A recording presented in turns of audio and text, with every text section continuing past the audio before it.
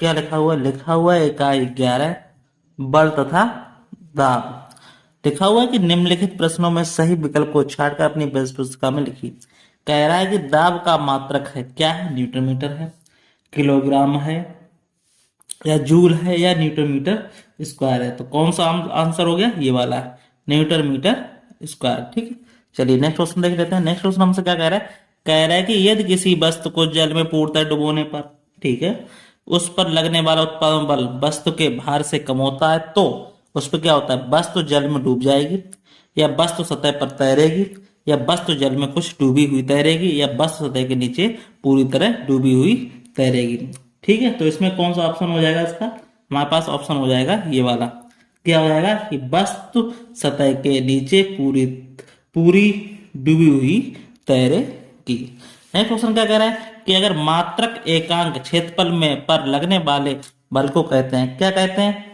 कार्य कहते हैं, गति ऊर्जा कहते हैं, दाब कहते हैं, इसमें से कोई नहीं। तो इसमें से हम क्या कहते हैं? इसको दाब कहते हैं। ठीक है, नेक्स्ट क्वेश्चन क्या कह रहा है? कि यदि 1 मीटर लंबाई, 1 मीटर चौड़ाई तथा 1 मीटर ऊंचाई वाले बर्तन को पूरी तरह से पारे से भर दें तो उस बर्तन में पारे का द्रव्यमान होगा।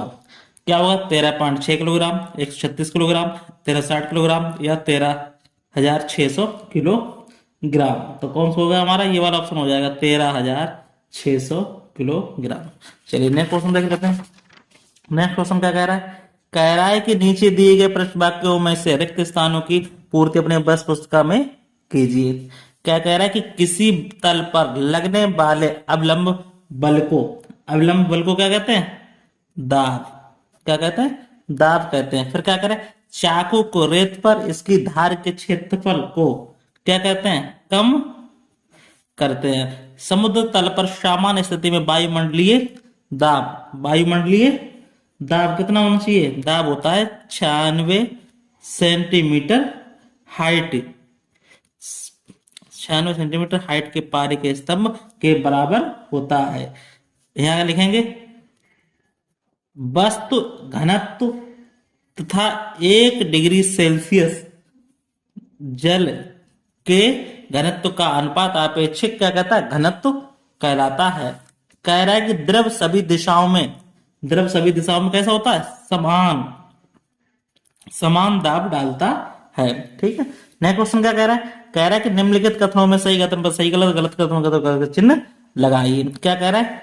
बल के परमाण होता है किंतु दिशा नहीं होता है। ये बात तो ये क्या है? हमारी गलत है। कह रहा है पृथ्वी के चारों ओर वायु का आवरण वायुमंडल कहलाता है। ये बात बिल्कुल क्या है? सही बात है। कह रहा है कि किसी नियत स्थान पर वायु दाब अलग अलग समय पर परिवर्तित हो सकता है। ये बात भी बिल्कुल सही है। कह रहा है कि द्रव बर्तन की दीवारों पर क्षैतिज दिशा में दाब नहीं डालता। ये बात कैसी है? गलत है। किसी वस्तु को द्रव में डुबोने पर उसका भार बढ़ जाता है। ये बात भी बिल्कुल गलत है। चलिए नेक्स्ट क्वेश्चन हम देख लेते हैं, कोई दिक्कत है? नेक्स्ट क्वेश्चन क्या कह रहा है? नेक्स्ट क्वेश्चन कह रहा है कि निम्नलिखित कथनों पर उत्तर एक एक शब्द में दीजिए। क्या कह रहा है? पृथ्वी के द्वारा। क्या कह रहा है? पृथ्वी के द्वारा सभी वस्तुओं पर लगाया गया आकर्षण बल। आकर्षण बल क्या होता है? उत्तर लिखेंगे। इसको क्या कहते हैं? हम बल को क्या कहते हैं? गुरुत्वाकर्षण बल। क्या कहते हैं? गुरुत्वाकर्षण बल। ठीक है, नेक्स्ट क्वेश्चन क्या कह रहा है? नेक्स्ट क्वेश्चन हमसे कह रहा है कि इकाई क्षेत्रफल पर कार्य करने वाला अवलंब बल। कार्य करने वाला क्या है? अवलंब बल। वो क्या कह रहा था हमारा? वो हमारा कह रहा था दाब। क्या कह रहा था? दाब। वह बल जो वस्तु को जल में तैरते हुए रखती है उसको हम क्या कहते हैं? उसको हम कहते हैं उत्प्लावन बल। उत्प्लावन बल। ठीक, नेक्स्ट क्वेश्चन क्या कह रहा है? कह रहा है कि दाब का ऐसा ही मात्रक होता है। दाब का ऐसा ही मात्रक क्या होता है हमारा? न्यूटन। क्या होता है? न्यूटन। ठीक है, फिर क्या कह रहा है कि निम्नलिखित प्रश्नों के उत्तर अपने प्रश्नों के लिखिए। जल पंप में कितने वाल्व होते हैं? प्रति का कार्य स्पष्ट कीजिए। लिखेंगे उत्तर को, हम लिखेंगे कैसे लिखेंगे जल पंप में कितने होते हैं? 2 वाल्व होते हैं। एक वाल्व क्या करता है? पिस्टन में तथा एक वाल्व पंप की नली में होता है, नली में होता है। तो क्या कहेंगे, ये वाल्व क्या कर रहे हैं, पानी को पंप की नली से बाहर निकालते हैं, निकालने में, ऐसे लिखो, निकालने में क्या होता है, सहायक होते हैं, निकालने में सहायक या ऐसे सहायक होते हैं। ठीक, इस तरह से इसको आंसर कर सकते हैं। चलिए नेक्स्ट क्वेश्चन हम देख लेते हैं। नेक्स्ट क्वेश्चन हमारा क्या कह रहा है, ये क्वेश्चन हो गया हमारा, कोई दिक्कत वाली बात नहीं। चलिए नेक्स्ट क्वेश्चन देख लेते हैं। निद्रव दाब मापी का सचित्र वर्णन कीजिए। ठीक है, चलो देखो इसको वर्णन कर लेते हैं। कह रहा है कि निद्रव दाब मापी में किसी द्रव का उपयोग नहीं होता है, यह काफी हल्का होता है। इसे निद्रव क्या कहते हैं, निद्रव दाब मापी कहते हैं। इसके अंदर एक क्या होता है, डिब्बा होता है। इसके ऊपर क्या होता है, एक तल क्या होता है, लहीरियादार धातु के बने होते हैं।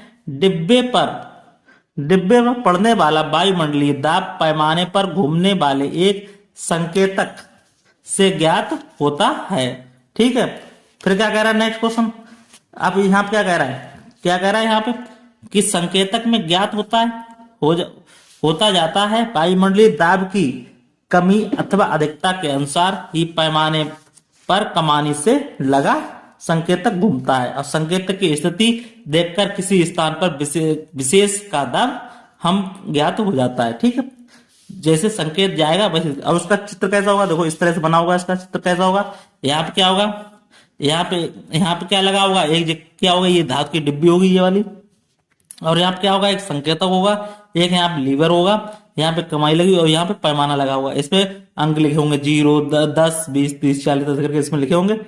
ठीक है, इस तरह इसका आंसर हो। कोई भी डाउट हो ना उसको आप लिख सकते हैं, इसको यहाँ पे वीडियो को पॉज करके पूरा इसमें लिख सकते हैं और चित्र बना सकते हैं। चलिए नेक्स्ट क्वेश्चन हमसे क्या कह रहा है, नेक्स्ट क्वेश्चन कह रहा है कि साइकिल पंप की कार्यविधि का सचित्र वर्णन कीजिए। ठीक है, किसके कह रहे हैं, साइकिल की कार्यविधि। ठीक है, तो देखो कैसे करना है इसको। देखो कह रहा है कि इसमें क्या होता है, इसमें लिखेंगे हम, क्या लिखेंगे, इसमें धातु का खोखला बेलन होता है। इसके निचले सिरे पर साइकिल में हवा भरने के लिए रबड़ ट्यूब एवं हवा भरते समय पंप को जमीन पर स्थित रखने हेतु धातु की एक पट्टी लगी होती है। अब पिस्टन के ऊपर सिरे पर हत्था लगा रहता है। हत्थे से लगी हुई एक छड़ निचले सिरे पर एक धातु की चकती से कसी होती है, जिसके ऊपर एक चमड़े की आकृति का क्या होता है, एक बासर लगा होता है। यह बासर वाल्व का कार्य करता है। कार्यविधि क्या हो जाएगी, जैसे लिखेंगे कि जब पंप के हत्थे को ऊपर की ओर खींचा जाता है तो पिस्टन के सिकुड़ने के फलस्वरूप उसके नीचे वायु कम हो जाता है। पिस्टन के ऊपर से क्या होता है, हवा दबाव डालकर बासर के नीचे बेलन में भर जाती है। जब हत्थे को नीचे दबाया जाता है तो क्या होता है, देख लेते हैं।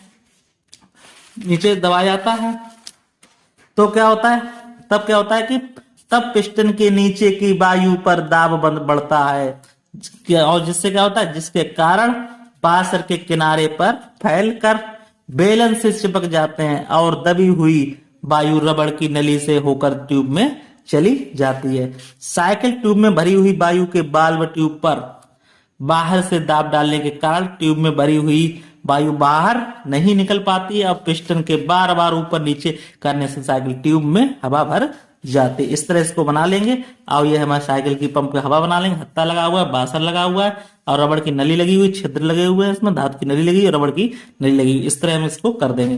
फिर क्या कह रहा है, नेक्स्ट क्वेश्चन कह रहा है कि उत्प्लावन बल किसे कहते हैं, इसके आधार पर प्लवन बल का सिद्ध स्पष्ट कीजिए। क्या कहेंगे, इसको लिखेंगे, कह रहे किसी वस्तु को पानी में या द्रव में पूर्णतः डुबोने पर वह अपने आयतन के बराबर द्रव विस्थापित करती है उसे क्या कहते हैं, हम उत्प्लावन बल कहते हैं। इसका सिद्धांत क्या है, प्लवन बल का सिद्धांत, वस्तु का भार उत्प्लावन बल के बराबर या उससे कम होने पर वस्तु क्या करती है, तैरती रहती है। चूंकि वस्तु पर कार्यरत उत्प्लावन बल का बल होता है जो बराबर किसका होता है, वस्तु द्वारा विस्थापित द्रव का भार। इसलिए जब वस्तु का भार वस्तु द्वारा हटाए गए पानी के बराबर होता है तो वस्तु पानी की सतह पर पूर्णतः कैसे होती है, डूबी हुई तैरती है। इसे प्लवन बल का सिद्धांत कहते हैं।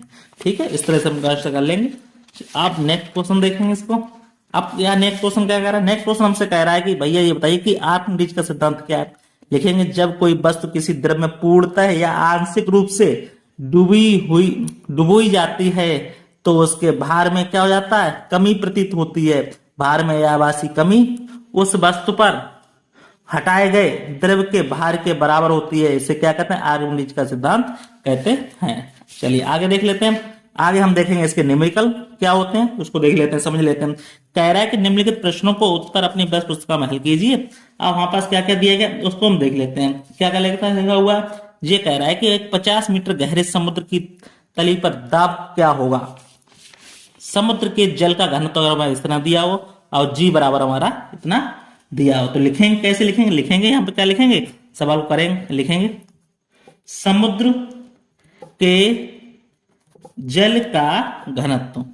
अब घनत्व हम जानते हैं क्या होता है, डी होता है। तो डी बराबर कितना दिया गया हमारे पास 1.01 गुणे 10⁻³ किलोग्राम मीटर क्यूब प्रति किलोग्राम हो गया। अब हमारे पास जी कितना दिया गया, जी बराबर हमारे पास 10 दिया गया, देखो तो 10 मीटर प्रति सेकंड स्क्वायर। ठीक है, अब हमें निकालना क्या है, 50 मीटर गहरे, तो लिखेंगे यहां पे 50 मीटर गहरे समुद्र की तली पर दाब हमारा क्या हो जाएगा, P बराबर क्या हो जाएगा HDG। ठीक है, अब H मालूम गहराई कितनी हमारे पास दी गई 50, यहां पर दिया गया 50, तो 50 गुणे D कितना दिया गया 1.01 गुणे 10⁻³ और G का मान हमारे पास दिया गया कितना दिया गया, ये 10 दिया गया। इसका गुणा कर लेंगे तो देखो इसका करेंगे तो कितना हो जाएगा हमारे पास, यहाँ पे इसका करेंगे तो देखो 50 एकम 50 तो यहाँ क्या हो जाएगा 505 गुणे 10⁻, यहाँ कितना हो जाएगा क्यू हो जाएगा। और इसको फिर गुणा करेंगे तो हो जाएगा 5.05, क्योंकि पॉइंट लगा हुआ 2 बार तो यहाँ पे लगा देंगे तो क्या हो जाएगा 5.505 क्या हो जाएगा गुणे 10⁻, कितना हो जाएगा 2 अंक इधर इसमें बढ़ जाएंगे तो कितना हो जाएगा 325 हो जाएगा। तो इसे किसमें हो जाएगा न्यूटन प्रति मीटर स्क्वायर। कोई दिक्कत वाली बात नहीं, पहले इसमें गुणा कर लेंगे, उसके बाद फिर हम क्या करेंगे 10 का गुणा ये होगा तो ये पॉइंट बढ़ जाएगा। यहाँ पे फिर क्या करेंगे, इसको हम 2 अंक बाद लेंगे तो इसे क्या हो जाएगा 2 अंक इधर बढ़ा देंगे, 3 से 2 कर देंगे 3 2 5 हो जाएगा। ठीक है, इस तरह इस सवाल को निकाल लेंगे, कोई डाउट हो उसको पूछ लेना। चलिए नेक्स्ट क्वेश्चन देख लेते हैं। नेक्स्ट क्वेश्चन क्या कह रहा है, ये कह रहा है कि एक हाथी का भार अगर हमारे पास इतने न्यूटन है, यदि उसके पैर के तलवों का क्षेत्रफल हमारे पास कितना दिया गया, इतने मीटर दिया गया है, तो उसके द्वारा आरोपित दाब की गणना कीजिए। ये भी क्वेश्चन अच्छा किया गया। लिखेंगे क्या, लिखेंगे हाथी का भार कितना दिया गया बस 25,000 न्यूटन तथा उसके पैर के तलवों का क्षेत्रफल कितना दिया गया 0.25 मीटर स्क्वायर। ठीक है, हमें मालूम है, क्या मालूम है, दाब बराबर होता है बल बटे क्षेत्रफल। बल बटे क्या होता है क्षेत्रफल। तो ठीक है, प्रश्न हमसे कह रहा है तो हम अब क्या लगाएंगे, उस पर आरोपित दाब लगाना है। ठीक है, तो लिखेंगे आरोपित दाब बराबर होता है भार किसमें दिया गया, हमारा न्यूटन दिया गया है, न्यूटन में, बटे क्षेत्रफल दिया गया हमारा, क्षेत्रफल किसमें दिया गया मीटर स्क्वायर में दिया गया है। अब इनको लिख लेंगे तो भार हमारा कितना दिया गया 25,000 दिया गया। अब ये हमारा कितना दिया गया 0.25 दिया गया। इसको कर लेंगे, पॉइंट दो हटाएंगे तो 2 जीरो यहाँ बढ़ जाएंगे, तो क्या हो जाएगा 25,000 गुणे पॉइंट हटाएंगे तो क्या हो जाएगा 2 जीरो यहाँ बढ़ जाएंगे बटे 25, तो 25 से कम 25। अब यहाँ पे ये हो जाएगा, कितना हो जाएगा 3 ये 3 2 5 ये, तो हमारे पास कितना हो जाएगा 3 2 5, 10 की घात कितना हो जाएगा 5 न्यूटन प्रति मीटर स्क्वायर। यही क्या हो जाएगा हमारा आंसर हो जाएगा। कोई भी डाउट हो उसको पूछ लेना। चलिए नेक्स्ट क्वेश्चन देख लेते हैं। कह रहा है कि दिखाइए कि जल पंप द्वारा 10 मीटर तक की गहराई से जल निकाल सकते हैं। वायुमंडलीय दाब हमारे पास इतना दिया गया है कि स्तंभ का दाब पारे का घनत्व दिया गया है, तो गुरुत्वीय त्वरण भी हमारे पास दिया गया है। चलिए इसका मान निकाल लेते हैं। तो देखो कैसे निकालें इसको, देखें तो हमारे पास दिया गया 10 मीटर गहराई, मतलब क्या दिया H1 दिया है, तो H1 हमारे पास कितना दिया है 76 सेंटीमीटर। ठीक, मीटर में चेंज करेंगे तो कितना हो जाएगा 0.76 मीटर हो जाएगा। फिर क्या निकालना है हमारे पास, अब हमारे पास H हो गया, हमें क्या निकालना है दूसरी H2 निकालनी है। ठीक है, ये पूछा गया हमसे। अब D1 कितना दिया है इसका देखो, तो D1 बराबर कितना दिया है यहाँ पे देखो, T कितना दिया, घनत्व कितना दिया गया ये 13.6 गुणे 10 की घात 3 किलोग्राम प्रति मीटर क्यूब। अब निकालना क्या D2 कितना दिया गया, यहाँ पे D2 में कितना दिया गया 10 मीटर की गहराई, तो क्या है 10 की घात 3 किलोग्राम मीटर क्यूब प्रति मीटर क्यूब। ठीक है, चलिए हम जानते हैं, हमें पूछा क्या देखो, तो निकालने की गहराई पूछा है। अब यहाँ पे दिया है दिखाइए पंप द्वारा मीटर की कितनी गहराई से निकाल सकता है। तो P दाब P बराबर क्या होता है HDG। तो देखो हमारे पास लगा देंगे क्या हो जाएगा H1D1 और G बराबर क्या हो जाएगा इसके बराबर है, तो यहाँ पर हो जाएगा H2D2G। इनकी वैल्यू रख लेंगे, इसकी वैल्यू कितनी आई H1 की, यहाँ दी 0.76 गुणे इसकी वैल्यू कितनी दी 13.6 और 10 की घात क्यू बराबर क्या हो जाएगा H2 पूछे ही पूछा है, और यहाँ पे क्या हो जाएगा 10 की घात क्यू। ठीक, H2 तो H2 इधर आ जाएगा, तो क्या हो जाएगा H2 बराबर क्या हो जाएगा 0.76 गुणे। ठीक है, अब यहाँ पे क्या हो जाएगा 13.6 गुणे 10 की घात क्यू बटे क्या हो जाएगा 10 की घात क्यू।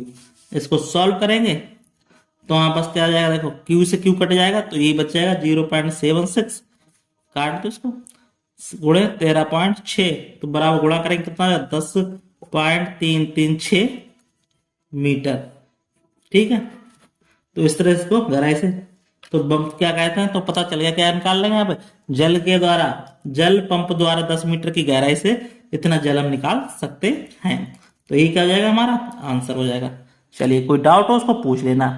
चलिए नेक्स्ट क्वेश्चन देख लेते हैं। नेक्स्ट क्वेश्चन हमसे क्या कह रहा है, नेक्स्ट क्वेश्चन हमसे कह रहा है कि बताइए कि आप पिन को नुकीला क्यों बनाते हैं। उत्तर लिखेंगे हम, उत्तर लिखेंगे क्या लिखेंगे, पिन को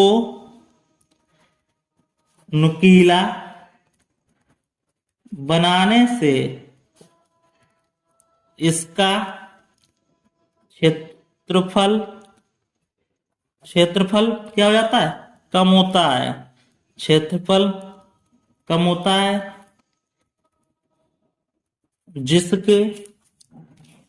जिसके कारण दाब में क्या होती है वृद्धि होती है, दाब में वृद्धि होती है। ठीक है, कोई दिक्कत वाली बात नहीं है। चलिए घनत्व कैसे कहते हैं, ये अच्छा क्वेश्चन पूछा हमसे। चलिए घनत्व के बारे में पूछ लेते हैं, क्योंकि अभी सवाल किए थे घनत्व के बारे में। चलिए तो घनत्व को हम देख लेते हैं, कैसे लिखेंगे, लिखो यहाँ पे लिखेंगे घनत्व, लिखेंगे घनत्व की परिभाषा लिखेंगे, पर लिखेंगे क्या लिखेंगे, किसी वस्तु के द्रव्यमान तथा आयतन के अनुपात को उस वस्तु के पदार्थ का क्या कहते हैं घनत्व कहते हैं। क्या कहते हैं कि किसी वस्तु के द्रव्यमान तथा आयतन के अनुपात को उस वस्तु के पदार्थ का क्या कहते हैं, घनत्व कहते हैं। ठीक है, ये होगी परिभाषा। अब देखो कैसे होते हैं, घनत्व बराबर क्या हो गया, तो घनत्व बराबर फॉर्मूला बता चुके क्या होता है, द्रव्यमान बटे आयतन, ये हो गया। ठीक है, इसको लिखेंगे घनत्व किसके होता है, डी से पता करते हैं। द्रव्यमान हमें क्या कहते हैं, द्रव्यमान क्या कहते हैं, एम कहते हैं, और आयतन क्या होता है हमारा मालूम ही क्या होता है, पी होता है। तो इस तरह इसको हम लिख सकते हैं। कोई द्रव्यमान पूछे हमारे पास घनत्व कैसे कहते हैं, तो इस तरह घनत्व इसको बता सकते हैं, कोई दिक्कत वाली बात इसमें नहीं है। चलिए नेक्स्ट क्वेश्चन क्या कहता है, कह रहा है कि निम्नलिखित प्रश्नों के 4 पद हैं, बाईं ओर पदों के अनुसार दाईं ओर रिक्त स्थानों की पूर्ति करनी है। ठीक है, तो इसको लिखेंगे, कैसे लिखेंगे, देखो बल अनुपात किसके है, न्यूटन के, न्यूटन समानुपात कितने किसके लिए, वायुदाब के। वायुदाब किसका होता है, न्यूटन प्रति मीटर स्क्वायर। इसको इस तरह से लिख सकते हैं। फिर खान नंबर दाब हमारा पास्कल, तो बल हमारा किसका होगा, न्यूटन को होगा। क्या हो जाएगा हमारा, न्यूटन हो जाएगा। ठीक है, फिर हमसे क्या करें, क्षेत्रफल वर्ग मीटर में है, तो आयतन हमारा किस में होगा, घन मीटर में होगा, घन मीटर में होगा। फिर क्या करें, अगर W1 तथा W2 क्रम से वस्तु के भार का उत्प्लावन बल हो तो क्या करें, अगर W1 हमारा W1 से बड़ा हो तो वस्तु तैरेगी, या वस्तु तो क्या लगेगी, वस्तु क्या हो जाएगी, वस्तु डूबेगी, वस्तु डूबेगी। ठीक, नीचे क्या कह रहा है कि संपर्क तल का क्षेत्रफल, क्या कह रहा है, संपर्क तल का क्षेत्रफल कम अनुपात दाब अधिक समानुपात किसका होगा, तो यहां लिखेंगे संपर्क तल का क्षेत्रफल कैसा हो जाएगा, क्षेत्रफल ज्यादा, क्षेत्रफल कैसा हो जाएगा, ज्यादा, और दाब की क्या हो जाएगी, कमी हो जाएगी। तो इस तरह से हमारा ये चैप्टर क्या हो जाएगा, दी एंड हो जाएगा। तो फिर मिलते हैं नेक्स्ट वीडियो में, तब तक के लिए धन्यवाद। आपको अगर वीडियो अच्छा लग रहा है तो वीडियो को क्या करेंगे, लाइक शेयर जरूर करेंगे। कोई डाउट हो उसको पूछ लेना। ठीक है, फिर मिलते हैं नेक्स्ट में, तब तक के लिए धन्यवाद। आपको वीडियो अच्छा लगा, वीडियो लाइक शेयर जरूर करें।